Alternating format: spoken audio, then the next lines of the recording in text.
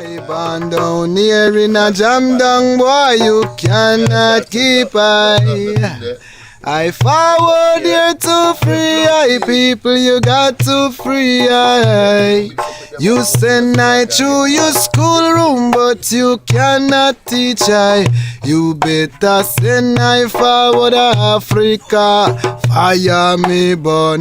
All when you send I to Madam Mary, boy, she cannot keep I say you send your friend come shot me, but him could do kill You send a Babylon fi hang me, but them could do stop You better send I forward Ethiopia at a fire I burn. All when you send I forward Ethiopia at a fire I burn. I say I call on His Imperial Majesty, you cannot keep You sell out Marcus Garvey, but you got to free All when you give me all your white word, them cannot keep Even though I born down here in a jam down, boy, you cannot hold I said I forward here to free people, you got to free You send I to your schoolroom, but you cannot teach.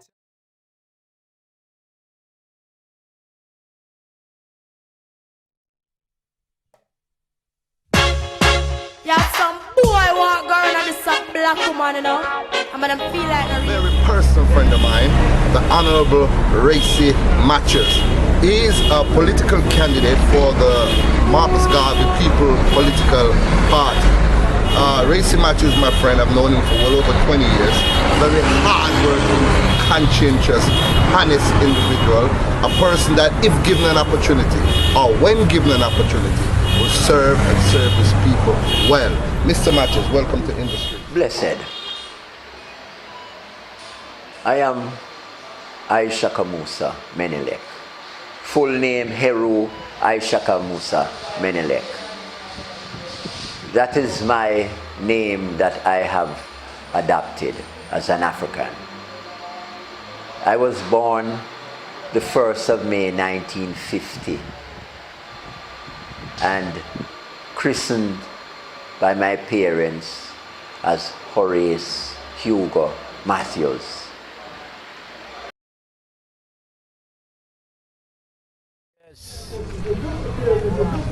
On the 10th of the 10th, double 10, I have been transformed by this occasion. I have now thrown away my English name. I've sent it back to England. I am now Ishaka Musa Menelik, the freedom fighter, walking in the footsteps of Shaka Benawayo. Paul Bogle. The transformation has been complete. Now, if there's a governor here around, I want to see him. We have a date in destiny to deal with him. We want the head of governor here. Right. And not only that.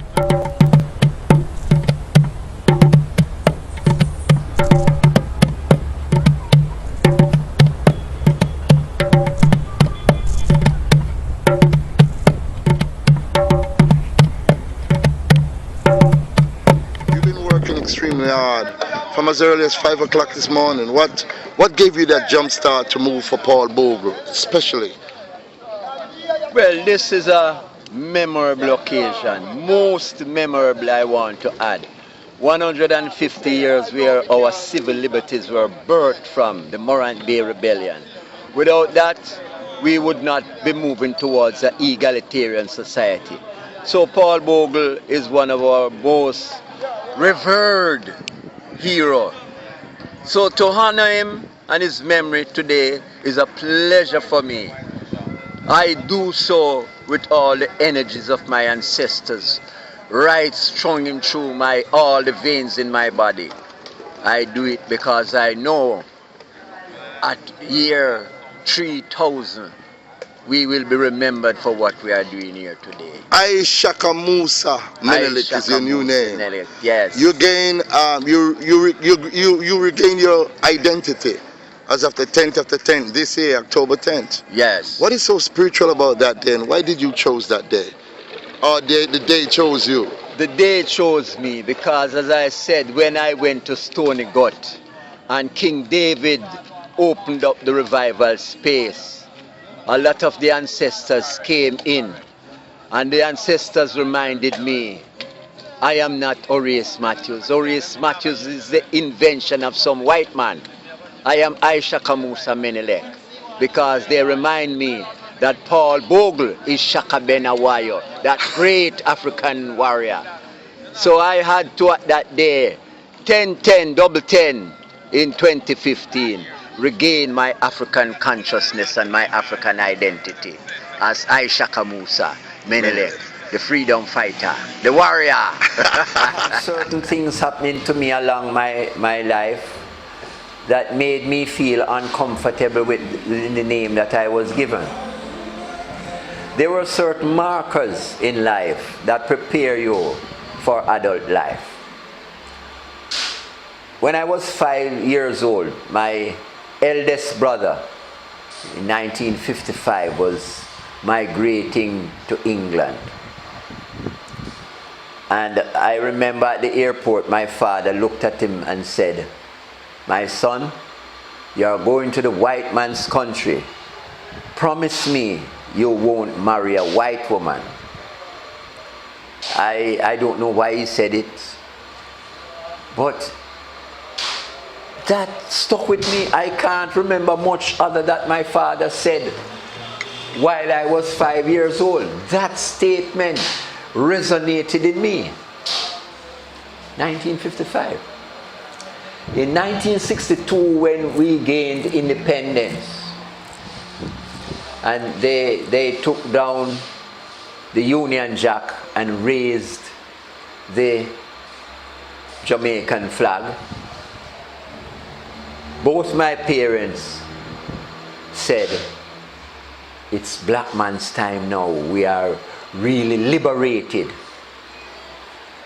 And you know, it meant really nothing to me. All it meant was one flag coming down and one flag going up.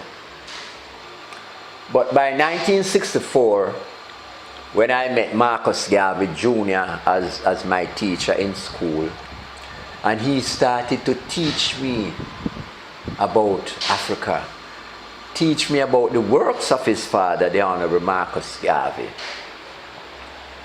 I started, and as Marcus Garvey said, he did not see color before. I did not see color before as a youth coming up. But at that point, I started to see color. And I started to look at myself, compare myself to the Chinese around me, the Indians around me, and the whites around me. And I was feeling inferior because they had everything they could eat. They had all the fancy things that were available that money could buy. We didn't have it. And I was bitter. I remember having a friend, a Chinese, and I was saying to him, I wish I was you and you were me, if we could trade places. And it kept with me, and I remember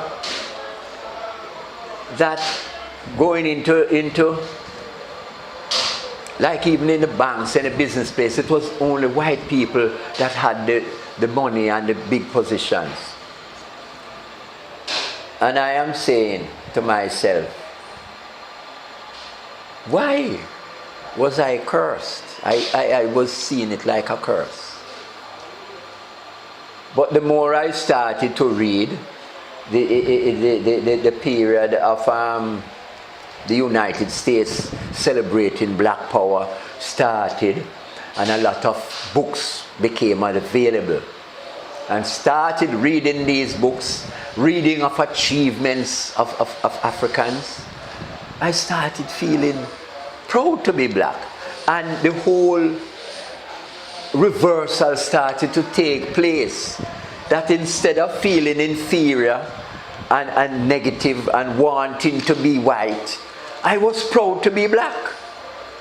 And the more I spoke with the Honorable Marcus Garvey Jr., and he championed the cause for us as black people, I realized then and there that I must be a part of the struggle.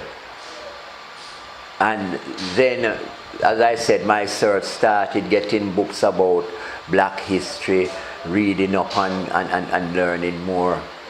And gradually that became a part of my life, that I used to sell black literature. I used to support the Rastafari movement. Even though my parents was opposed to it, I would wear red, gold and green when I was out on my own. But when I went home, I couldn't wear it because they were against it. You know, they were not enlightened. But I was sorry for them. And gradually, I met other people. We formed little black groups. We emulated the Black Panther. We dressed like the Black Panther because at the time I could not locks and I could not wear the red, gold and green. So the next best thing for me was the Black Panther, and my father seemed to have liked the Black Panther movement. So, and my mother also. So that was good at that time. Eventually, after leaving school and hearing about the UNIA, I decided to be a member of the UNIA. Initially, the UNIA was not very active. It was a lot of older members there. So in 1974, when I traveled to New York for the first time, I met with Marcus Garvey Jr. again, and he asked me to help to relaunch the UNIA in Jamaica. I didn't get to do it. I failed in that attempt because what had happened, I had started now to create a family.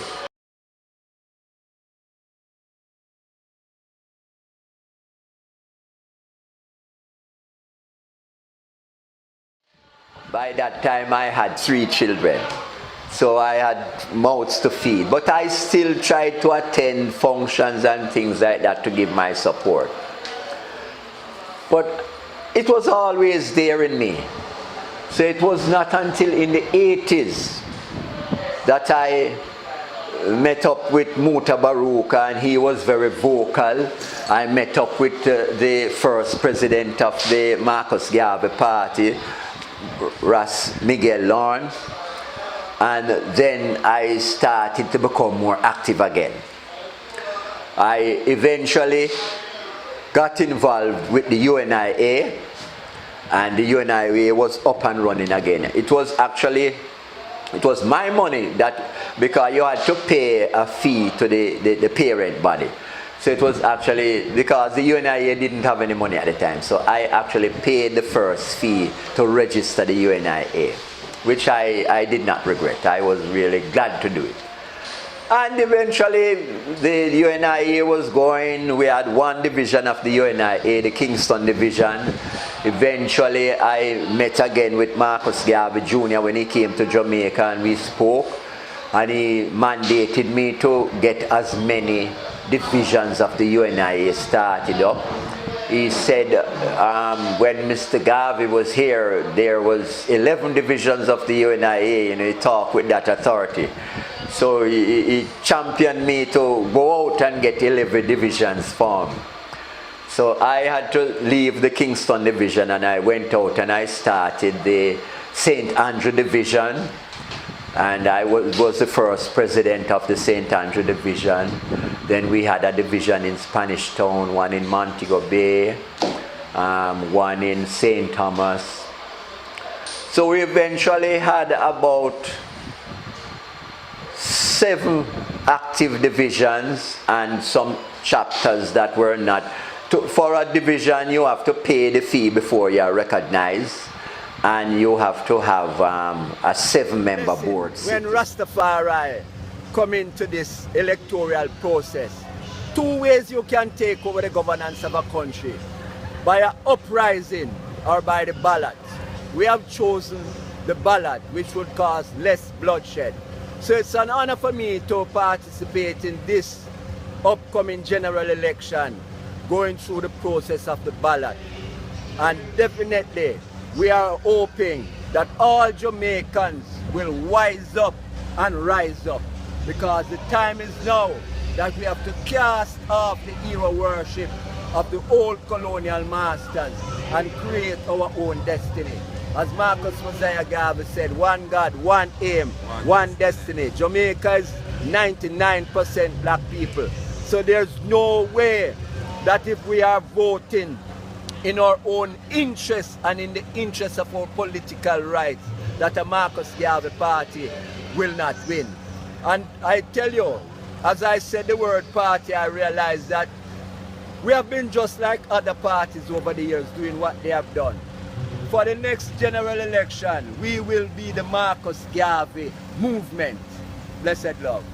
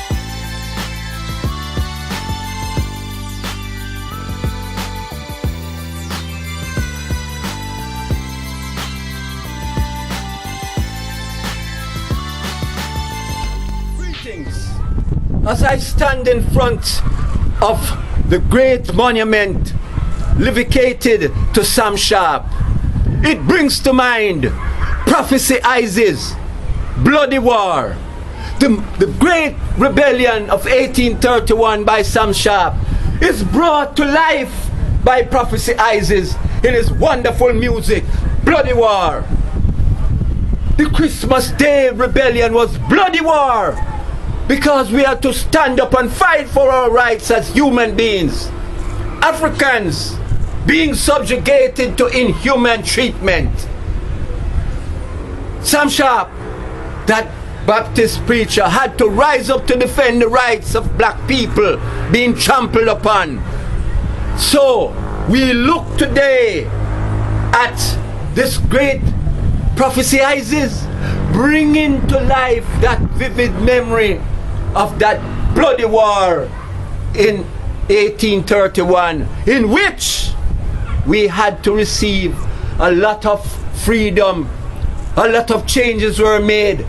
Today we are in the same position that we need change, and for change we need a revolution.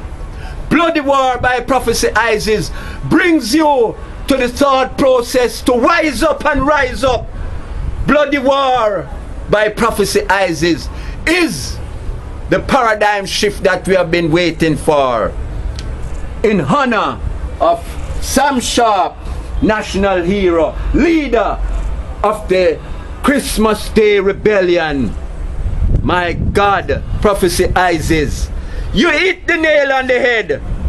Bloody war is what we need in this time. Prophecy Isis. Blessed love.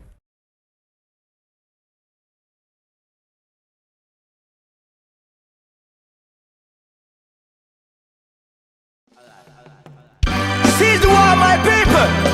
For it's a bloody war. Bloody, bloody, bloody, bloody war. A bloody war. Paul Bogle fight in a bloody war. A war in defense of his people. Even today the war still continue. Say it's a bloody, bloody war. Sam Sharp also fighting a bloody war. A war for the freedom of his people. Come make we plant some food to face this war. For it's a bloody, bloody war. Gentlemen, welcome once again to In the Streets. As Big Stone is rocking and moving and swaying to the biggest sound that will hit Jamaica. Yes, I have Bloody War by one of the artists that is going to bring Jamaica back to his feet. Prophecy Isis. We want to give thanks to Bunga Herman, Wayne Arman, Twinny, Allah, and Ace. These are the great musicians that plays on this rhythm at Anchor Recording Studio in Kingston, Jamaica. We just want to say, Jamaica, a bloody war was fought by many of the Maroons. A bloody war was fought by Paul Bogle. A bloody war was fought by Sam Sharp. And Marcus Garvey intellectually fight the war for all of us to come to the fort and recognize our greatness. Prophecy Isis to the world. You don't know Big Stone, salute the eye, my brother, to come forward with this great song to uplift and motivate our people. I salute you. The rhythm is mad. You see it there?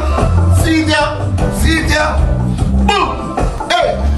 It's a bloody war. Bloody, bloody, bloody, bloody war. A bloody war. Paul Bogle fight in a bloody war. A war in defense of his people.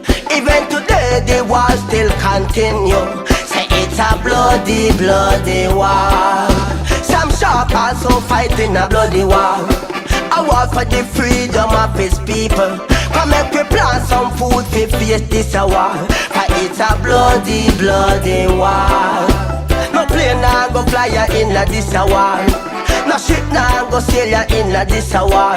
That means no food now go come ya in a this war. All current I go lock off in a this war. So many you get child molested from the east start. So many you die and left them family apart. It's a bloody, bloody war. Paul Bogle fight in a bloody war. A war for the freedom of his people. Even today the war still continue. Say it's a bloody, bloody war. None of the Maroon fight a bloody war. A war to liberate her people. Even today the war still continue. Say it's a bloody, bloody war. A long time I want some alaba, some a blar. When the trouble when I face some, now it a face all. Say little by little Babylon system a fall. When the oil man catch a fire, all engine a go stall. Say the world a go melt like the fire get the tar. And millions of millions people a go ball. So tell I who you a go call. In a this a bloody war. Bloody war, a bloody war, yeah, yeah. Paul Bogle fight in a bloody war. A war for defense of his people. Even today the war still continue. Say it's a bloody, bloody war. Marcus Garvey fight in a spiritual war. A war for repatriate his people. Come make we plant some food to face this a war. For it's a bloody, bloody war. So history did written about this a war. And prophecy come tell you about this a war. Send up lightning a go liquor in a this a war. When all your institution locked down in a this a war.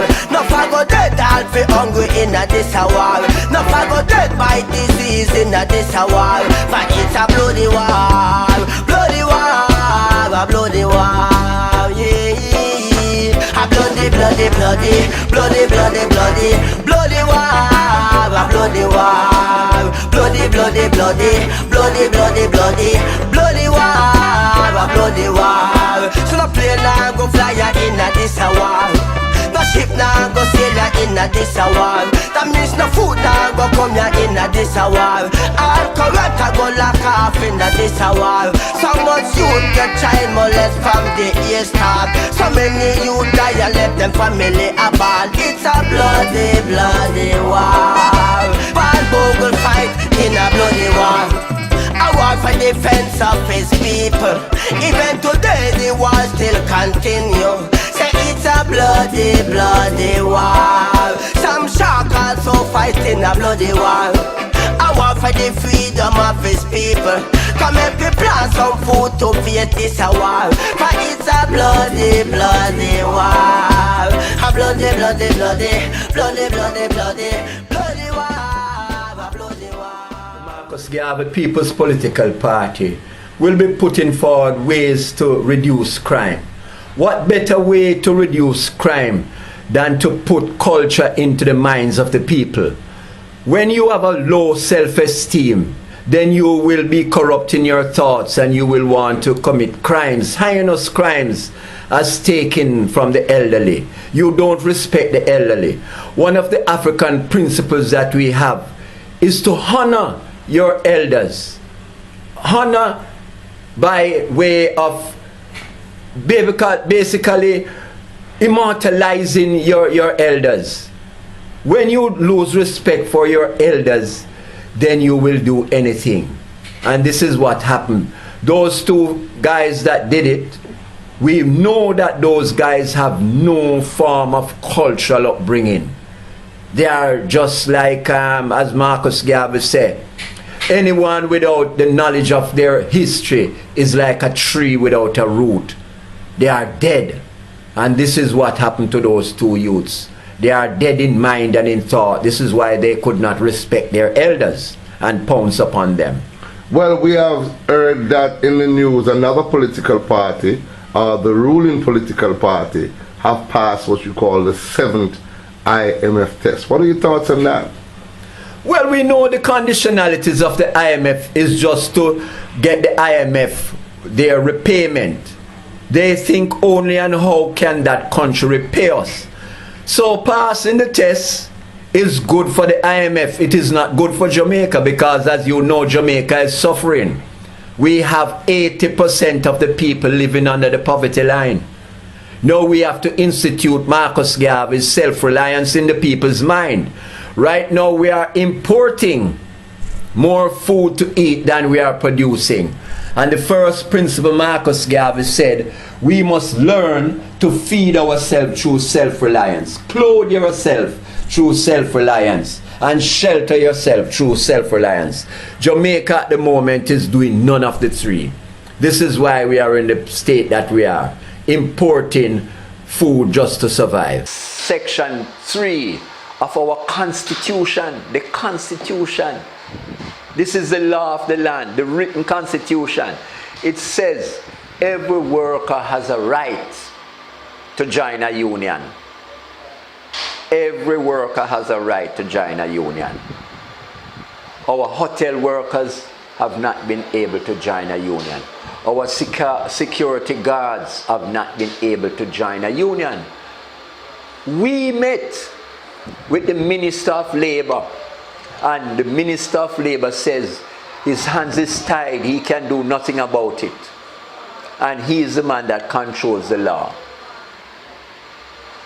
In the Labor Relation and Industrial Dispute Act, it describes a worker and it describes the functionaries of a worker and the benefits that the worker should derive.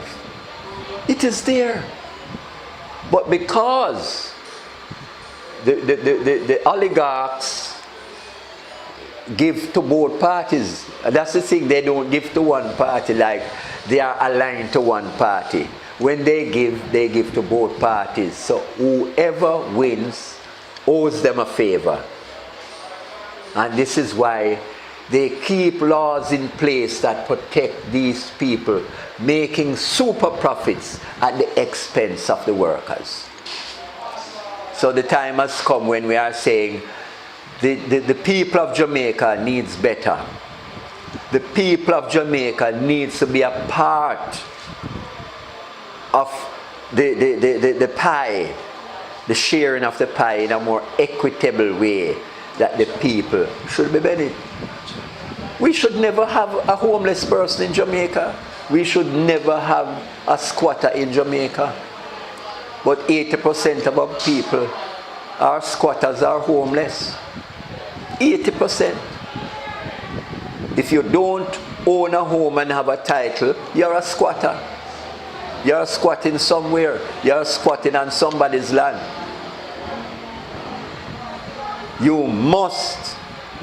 We are saying this is a human right. We are articulating the position that to own a home is a human right. Basic human right. And we are going to put it in writing, and we are going to put the necessary framework in place to show that it can be done. And it must be done. So my political, my life now, whatever is left of this physical body, is to articulate the political position to change the system as it is from an oligarchy to an egalitarian governmental system.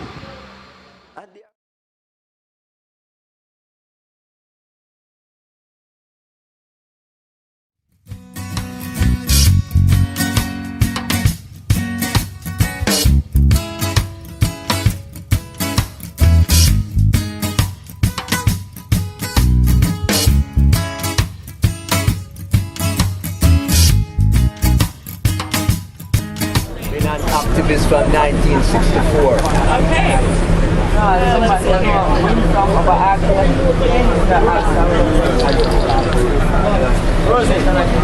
Yeah, but I the store, later down in October. Rosie. Repatriation office. Thank you, sir. What do you want to tell the world? What's going through your mind at this particular moment? That our leaders in Jamaica are weak leaders, very weak, because reparations should be on the table from 1962. Yeah. And they have not argued for reparation from 1962 until now. So all the leaders that we have had in Parliament are weak leaders. We want strong African-oriented leaders to lead Jamaica. Jamaica is 90% African people, 5% mixed race, and 1% Caucasian. So Jamaica can be seen as an African colony. So we want to right the wrongs of history by claiming reparations. When we calculate reparations, England owes us 700 trillion pounds. 700 trillion pounds. And this is calculated off the amount that they paid to the slave owners, the planter class that got 21 million pounds. So we calculate it at the same. which work out to 25% of the United Kingdom's budget. So we are claiming that money, and as they say, there is no statute of limitation that can deny us the right to claim reparation. It is our right. It's not beg we're begging. We are not mendicants. We are demanding our right. Demanding our right. And Mr. Garvey was voted in the top 50 philosophers of all time. So you read about Plato, Socrates, Diodorus, Siculus, all Greeks. But no one knows the great work of Marcus Messiah Garvey, voted in the year 2000 in the top 50 philosophers of all time. So it's with great pleasure that I present to you, on behalf of the school, a copy of the Philosophy and Opinions of Marcus Garvey. And I know if all read this book, you shall be as great as Mr. Garvey. Yes, sir. So you're most welcome. You're welcome. Thanks very much, and I'm sure that all our children will go to the library. Good morning, ladies and gentlemen. Here we are at the Norman Manley International Airport. Today is April 21st, 2016. Exactly 50 years since His Imperial Majesty touched down on this beautiful soil known as Jamaica. This airport was named Palisados Airport. It is now known as the Norman Manley International Airport. And of course, I'm here with Heru, Ishaka, Musa, Menelik. Greetings, my brother. Blessed love. I must say and ask this question, because the world is going to ask this question. I know you must have experienced the visit of His Imperial Majesty 15 years ago in some way or fashion. Where were you at that time, and how old were you at that time when His Imperial Majesty came to these beautiful shores 50 years ago? Well, 50 years ago I was attending Kingston Technical High School. Yes. As a student, I was actually in St. Thomas at the time when His Majesty arrived at the airport. And it was a wonderful feeling because the rain was falling, and just at the time when His Majesty arrived, the rain stopped falling, you know, when we were hearing the report. Yes. So it was something very significant to me at that time, you know, and we heard people talking about it. How old were you? The age mattered. I was 9 years old, and I just wanted to see all your memory of recollection, you know, what in terms of the age. How old were you at the time? At that time I was 16. You were 16 years old. 16 years old. So you was fresh with your thoughts, and everything was done, developed, and everything to absorb that historical visit then, whatever was heard. Yes. And you see, the good thing, the Honorable Marcus Garvey Jr. was my teacher. Oh, okay. So he showed me the greatness of Ethiopia. So we were always looking forward to His Majesty coming to visit Jamaica. We knew it would happen someday. What are your thoughts 50 years later, now that you're here? It's a beautiful morning, it's not raining, a little overcast. What are your feelings going through your minds at the state of where Jamaica is right now? And what are your feelings? Well, it is very significant at this time, 50 years after His Majesty came. His Majesty said to us before we left the soil of Jamaica, organize and centralize. And we have not done that. And we have not done that. We have not accomplished that, and we are suffering because of that disunity, as I would put it. And it is so significant now to what is happening in the world that the time has come when we must organize and centralize, or we shall die. Or we shall die. How important to the common person to grasp that? Because if they have not grasped it 50 years on, how you think you can give them that message so they understand and abide by that principle? Well, Marcus Garvey had a wonderful saying, you know, that man shall not know himself until his back is against the wall. And what you find now is that a lot of us, our backs are against the wall. The economic stagnation that is gripping the world today, and it shows you that 85% of the world's population is living under the poverty line. That means they exist on $1 a day. Wow. 85% of us and sinking deeper. So that is the reality of what is happening today. It must change or you shall die. You think the Crown Prince will bring any gifts and guidance in terms of how we take it for the next 50 years on? Well, the greatest thing is the word sound. In the beginning was the word, and the word take on to itself flesh and dwell amongst man. So we shall have a word of encouragement, a word of inspiration that will lift us up out of this stagnation that we are in. Because everything starts with the word. Before the word, you have the thought. After the thought, you get the word. After the word comes the action. And this is what we must get ourselves prepared to do now. When we get the word, we produce the action. Liberation is a must. Liberation is a must. There you have it, ladies and gentlemen. There you have it, ladies and gentlemen. Horace Racing Matches, aka Ishaka Musa Menelik.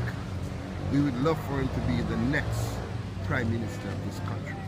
Jamaica, it's about time we wise up. About time we look for those who look for you. Honorable Marcus Garvey gave up his life. He gave up his life. He gave up his family life just to make sure that he worked and did all the work for all of us, not just here in Jamaica, but right across the world.